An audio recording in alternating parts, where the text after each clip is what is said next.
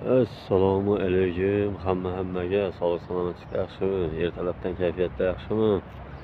90-95 yaxshimisizlar? Harmon ishlar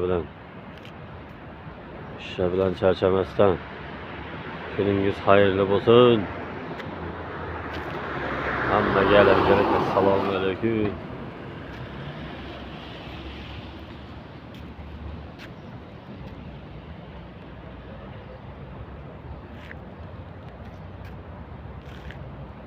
Vaqtasi ertalabdan ishga chiqdik. Havo yomon emas.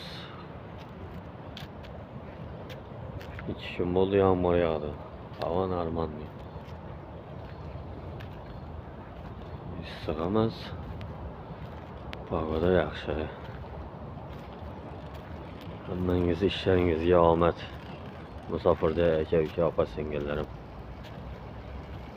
Nima niyatda bo'lsanglar hammasiga erishgaysizlar. Musofirga ham onsat emas. Ertalab turib ishga bor.